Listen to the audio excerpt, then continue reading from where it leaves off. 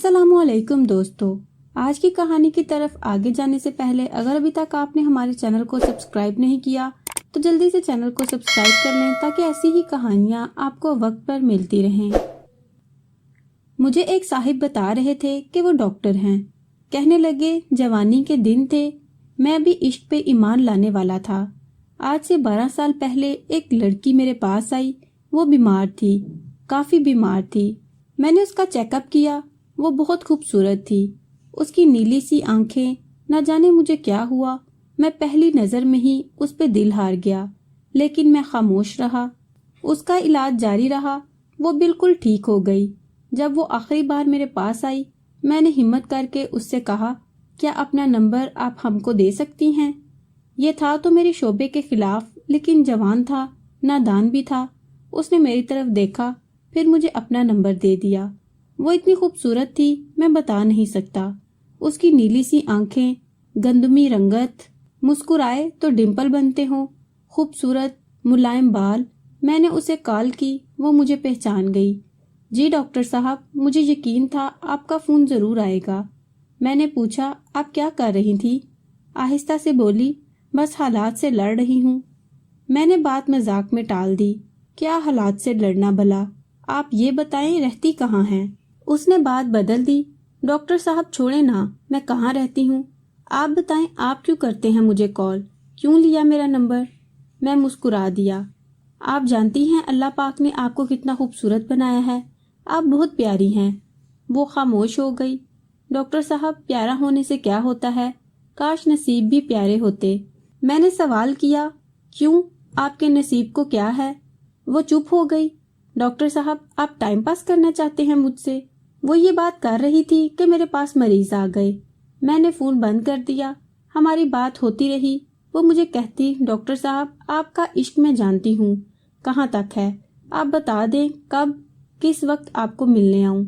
उसकी ये बात सुनकर मेरे रोंगटे खड़े हो गए। मैंने कहा, तुमको ये बात करने से पहले सोचना चाहिए था। मैं ऐसा इंसान नहीं हूँ। मैंने उससे पूछा, आपके अम्मी अब्बू और कौन कौन है फैमिली में? आहिस्ता से बोली, सिर्फ अम्मी हैं और 2 छोटी बहनें। अब्बू नहीं हैं, भाई भी नहीं है कोई।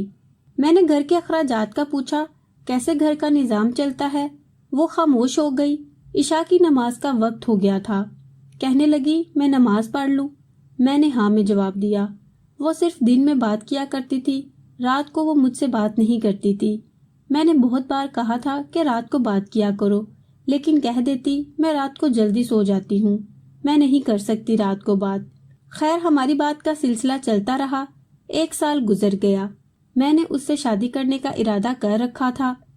उसकी बहुत इज्जत करता था मैं, क्योंकि वो 5 वक्त की नमाज पढ़ती थी और उसको देखकर मैं भी 5 वक्त नमाज पढ़ने लगा था। मैं इस पे हक जताया करता था।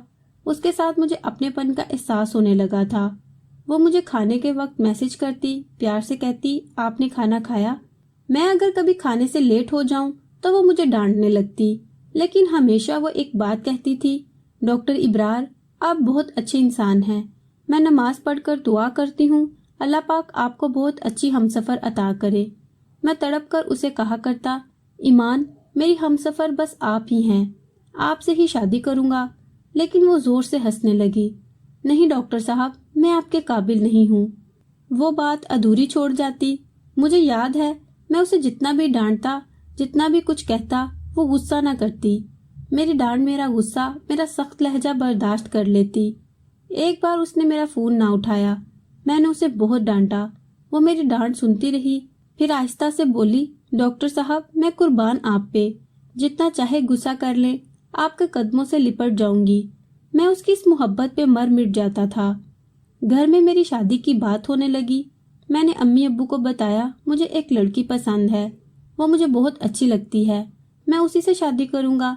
अम्मी अब्बू ने भी हाँ में हाँ मिलाई। ठीक है पुत्र, जैसे तुमको हो, जिंदगी तुमने गुजारनी है। मैंने अपनी बहन, भाभी, अम्मी, सबको ईमान की तस्वीर दिखाई। सबको ईमान बहुत अच्छी लगी। वो थी ही इतनी खूबसूरत। मैं बहुत खुश था। सब कह रहे थे, जल्दी से ईमान के घर जाएंगे रिश्ता लेकर।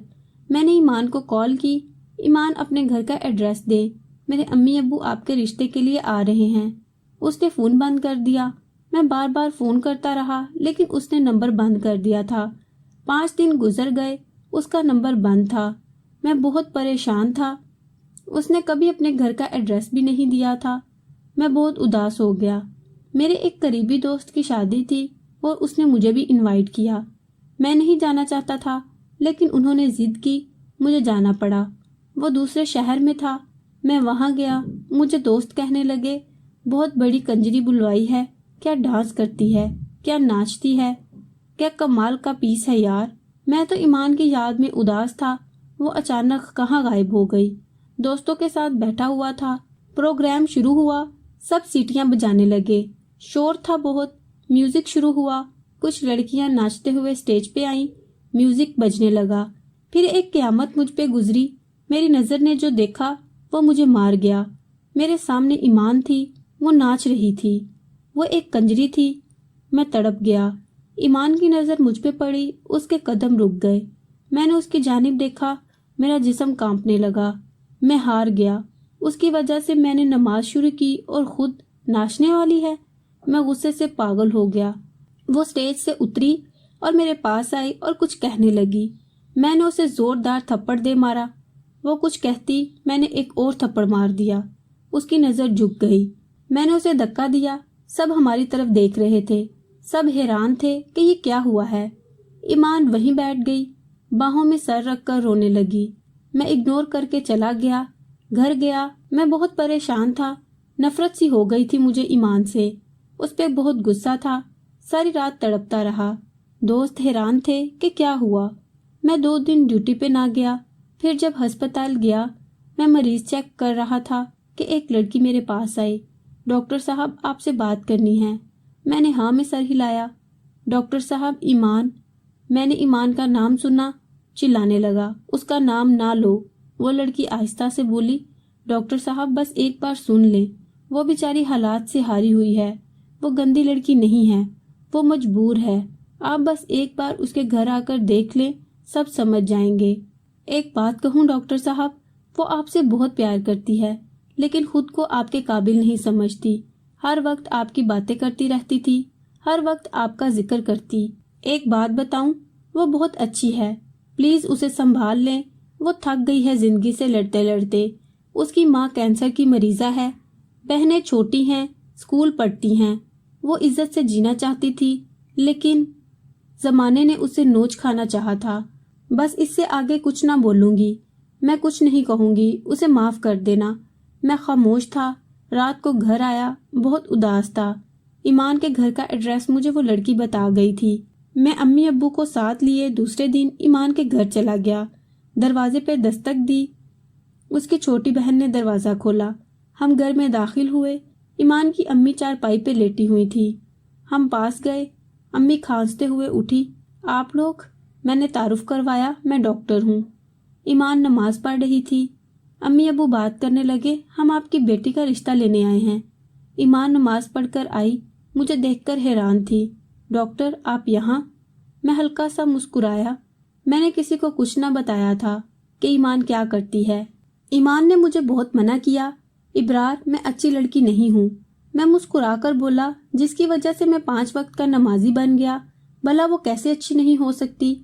حالات مجبوری کے تماشے ہیں میری جان، آپ رزق کی خاطر ناچنے لگی، اب میں ہوں نا، سب بھول جاؤ، اب سے آپ میری عزت ہیں۔ ایمان بلک بلک کر رونے لگی۔ سب بہت خوش تھے، ہمارا نکاح ہو گیا، ہم نے شادی کر لی۔ یہ تھا تو ناممکن، لیکن ایک سچا مرد ہمیشہ عورت کی عزت کا محافظ بنتا ہے۔ شاید میں نے بھی وہی کیا۔ میں نے کبھی کسی کو نہیں بتایا کہ ایمان ناچنے والی تھی۔ اس کے حالات اور وقت نے اسے کنجری بنایا تھا۔ میں کیوں کر اس کے دامن پر کیچڑ اچھالوں؟ معذرت چاہتا ہوں جو لفظ میں نے استعمال کیا، لیکن کیونکہ ناچنے والی کو مرد حضرات کیا سبھی یہی کہتے ہیں۔ ایمان میرے سینے پر لگ کر رونے لگی۔ ابرار آپ سے فرشتے بھی ہوتے ہیں دنیا میں، بھلا مرد تو عزت نوچتے ہیں، آپ تو میری عزت کے محافظ بن گئے۔ مرد اتنا خوبصورت بھی ہو سکتا ہے؟ میں نے ماتھے پہ بوسہ کیا۔ مرد وہ نہیں ہے جو کسی با پردہ باحیا شہزادی کو کنجری بنا ڈالے، بلکہ مرد وہ ہے جو کسی کنجری کو بھی باحیا اور با پردہ بنا دے۔ آج کل اکثر مرد بھوکے کتے کی طرح عورت کو نوچا کرتے ہیں۔ عورت کے کردار پر بھونکنے لگتے ہیں، لیکن کوئی کسی کے ماضی کی جانب نہیں دیکھتا۔ نہ جانے کتنے درد، کتنی مجبوریاں، کتنے دکھ اٹھائے جی رہی ہوتی ہیں۔ ایک بس میں ہوسٹس کا کام کرنے والی، کسی آفس میں صفائی کرنے والی، کسی ہوٹل میں ویٹر کا کام کرنے والی یا پرائیویٹ اسکول میں ٹیچنگ کرنے والی، کوئی بھی لڑکی خوشی سے گھر کی دہلیز پار نہیں کرتی۔ ہزاروں مجبوریاں اور نہ جانے کتنے دکھ اٹھائے وہ زمانے کی سرد ہوائیں برداشت کر رہی ہوتی ہیں، اور ہم مرد کتنی آسانی سے اس کے کردار پر جج بن جاتے ہیں۔ بہن اور بیٹیاں تو سب کی سانجھی ہوتی ہیں نا، تو خدا را کسی کی بہن بیٹی کی عزت کو تار تار نہ کرے، اور لڑکیوں سے بھی گزارش ہے کہ اپنے ماں باپ اور بھائیوں کا مان نہ توڑیں۔ امید ہے دوستو آج کی ویڈیو بھی آپ کو پسند آئی ہوگی۔ کمنٹ باکس میں ضرور بتائیے گا، اور ویڈیو پسند آنے کی صورت میں ویڈیو کو لائک ضرور کیجیے گا۔